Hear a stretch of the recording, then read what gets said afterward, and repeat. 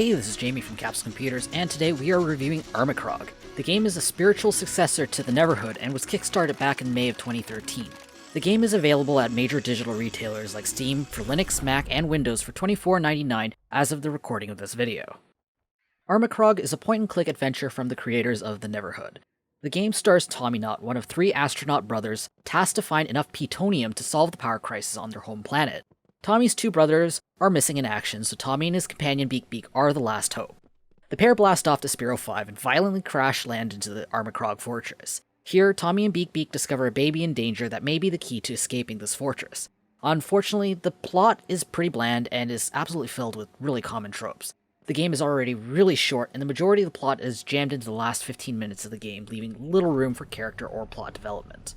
Armikrog is a general mess. The menus are poorly designed, with absolutely no way to load your last save from the main menu. It's almost as if the developers know the players can probably beat the game in a single sitting. The puzzles are incredibly boring, with only a few bright spots. Almost all of them are repeated several times over the course of the game, with slight alterations if you're lucky. Many of those puzzles involve noting down some answer or clue in the earlier part of the game and then inputting those answers later.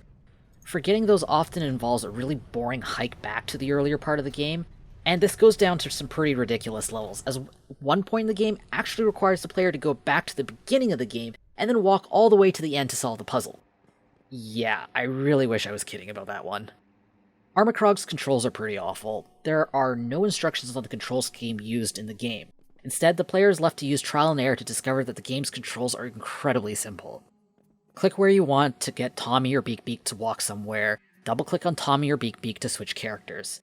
If only the problems ended there. To describe hotspots used to interact with the environment as unintuitive is a bit of an understatement. Take the leaf pod controls, for example. Getting into the pod is easy enough, but getting out is an incredibly counterintuitive method to everything else in the game. Where getting into the pod requires the player to click on a hotspot, getting out requires the players to wait a few seconds and not click anything. Getting around the tracks with this leaf pod is also rather clunky, requiring an extra click every time the tile changes even though there's only one direction the track moves in.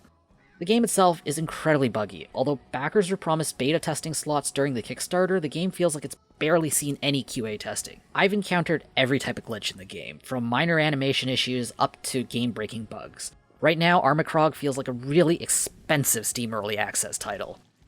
Now, to be fair, not everything is totally awful in Armikrog. It's got a great audiovisual feel to it. The claymation work is a pleasure to look at. If you look really carefully, you can even see the odd fingerprint from where the clay was pressed. The cinematics seem to be done in a traditional stop-motion animation, which gives a great 90s vibe to them. The sound effects are solid, and the game is backed up by a really enjoyable, jazzy soundtrack. The intro cinematic has a great song that fits in perfectly with the 90s Saturday morning cartoon theme. I can't recommend Armikrog to anyone in its current state. Maybe in a few months when the game is patched up a little, or a lot, and the game is available for a steep discount, the most diehard fans of Claymation and the Neverhood might want to give it a try. Frankly, I think they'll still feel pretty disappointed by the game. Armikrog is about as deep and as interesting as a puddle. The game is short and tedious, the puzzles and the controls are pretty awful, so Armikrog is only earning itself 3 capsules out of 10. If you want to read our full review, be sure to check out the link in the description or in the video's card. I hope to see you soon. This is Jamie from Capsule Computers signing off.